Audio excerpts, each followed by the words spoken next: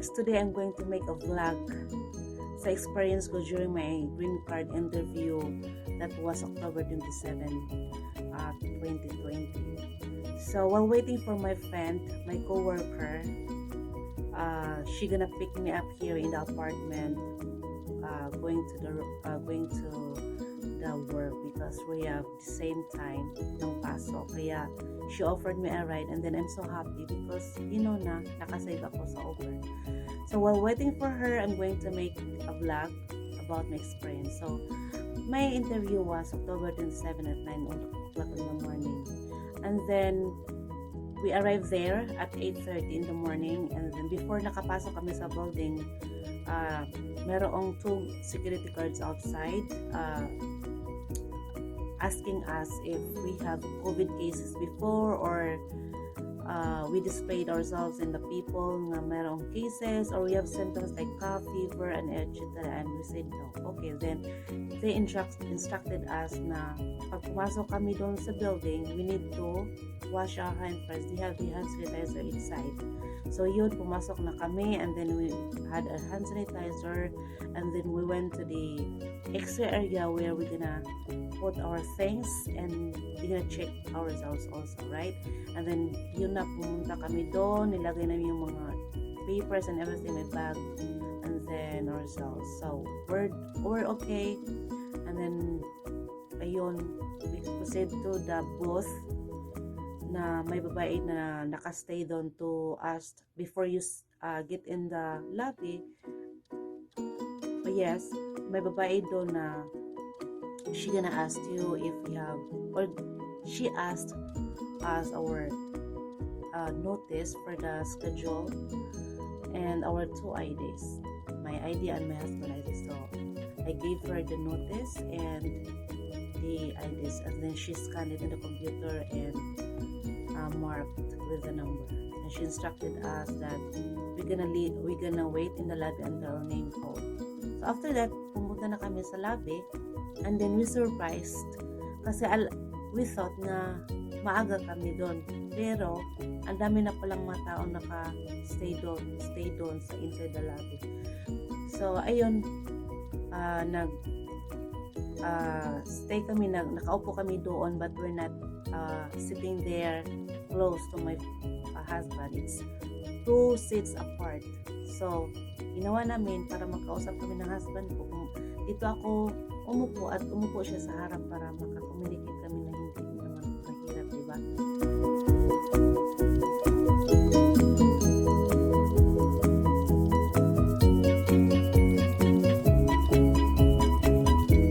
Kasi merong tao din na ganun din. So yun, nagchika-chika kami ng husband ko while waiting for our name to be called. And then after 20 minutes also waiting there, so at least natawag na yung pangalan ko, yung Joy Marks, yung married name ko. So we went there inside. The interviewer brought us inside. Maraming opisina doon, maraming interviewer, maraming applicants also. And then ayun, pumasok lang kami sa office niya, at sinabi niya, before you sit down, you have to raise your hand, you raise your right hand and promise to say that yung mga answers namin is totoo. So after that, okay, you may sit down, he said to us.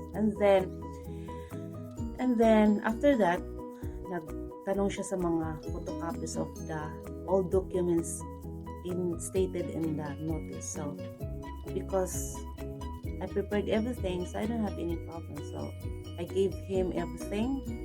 He asked also our notice of action for the schedule, the IDs, and he checked everything, the papers that we filed for that petition. He checked everything, she wrote everything.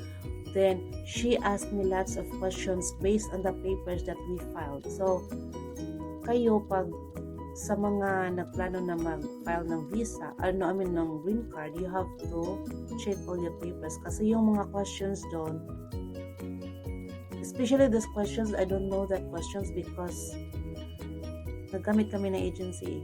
So just print it out, and then I don't know all those questions there. So those questions na pina-file namin, kina-question din niya sa akin. But it's easy. It's yes or no. It's only yes or no. So I answered everything no because wala naman talaga doon. Then he asked us where we meet, when did we meet, where we meet, how, if my husband proposed me, saan yun na nangyari ang proposal, and then if we can still remember where we stayed or where he proposed on me, and then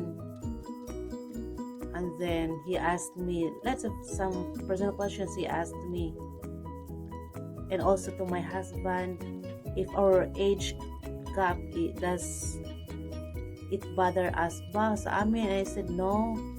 And then he asked also, what is the best thing you like in your husband, or what is the best thing you like in your wife? And then kailangan talaga ng bank statement. He asked me about our present address, that if my present address is still the same with the address that I had in the papers that we filed. Yun. And he did not ask our photo album, only the bank statement. He also asked the electric bill, our income tax return, W2, our marriage certificate, divorce certificate ng husband ko, photocopy of my husband, photocopy birth of my husband and also mine, and my birth certificate. He also asked the electric bill, our income tax return, W2, our marriage certificate, divorce certificate ng husband ko, photocopy of my husband, photocopy birth of my husband and also mine, and my birth certificate. Kinuha niyo, he asked me the original, if it's still the same on the photocopy that I passed on during my filing of the petition. Ayun. And then natanong niya ako kung nag-work na ba ako, and I said yes, I'm working right now. And he asked me kailan nag-start and then where I worked. Yun, sinusulat niya talaga yun sa files ko, lahat. Yun na. So sabi niya, after all the questions, sabi niya, okay na yung interview niyo. Pero, the supervisor also will decide if they need my new medical. Kasi yung medical ko na-expire na last May 2020 and now is October. So, it's not my fault anyway, but I hope they will consider the situation that we're facing. Schedule ko for the interview is supposed to be March 24. And then, they canceled it March 18. So, if natuloy yung interview ko last March 24, hindi sana ma-expire yung medical ko by May. Pero, I don't know kung mag-aas pa sila sa akin ng new medical. I'm hoping not. Right? Kasi sobrang hassle and it costly, diba? Mahal dito ang medical eh. So, so now 4 days now, so we still don't have any update yet online and even in the mailbox. So, we're waiting for next week kung may RFA kami or hoping for green card. So, that's it. So, yung advice ko lang sa mga may green card interview, wala pala tayong dapat kabahan. The relationship is really true. Nothing to get worried about. Right?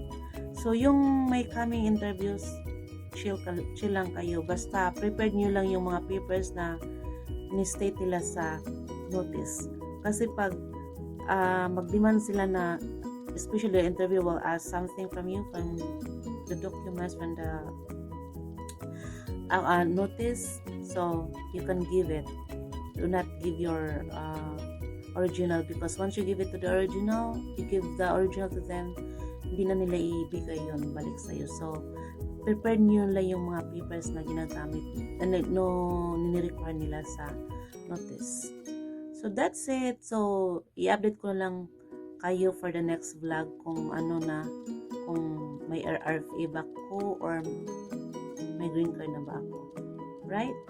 So, thank you guys, and shout out again to my YT World friends. Mary Grace, Cherry Vlog, Florida Vlog, it's Ria May.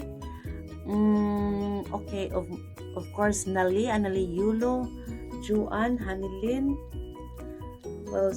my friend Soso Rosie from UK, my friend from Saudi, Tony Saliot, in Malaysia, Jolly Liver in the Philippines, Jen, Nemia, my friends in Sikihor, Jandre, Briner, McEarly, sino pa? Lopi Ilasos, Anali, Nali, and sino pa hindi ko na-mention. So, next na lang yung hindi ko na-mention, nakalimutan ko, no? So, thank you guys. Thank you always for supporting me. Thank you always for asking me kung kumusta na ako sa work ko and my YT World. Sorry, wala pala talaga akong time to have a YT, to do a YT kasi yung schedule ko laging opening closing 11:30, makauwi na ako about midnight na. So, bawi na lang ako. Sunod guys ha.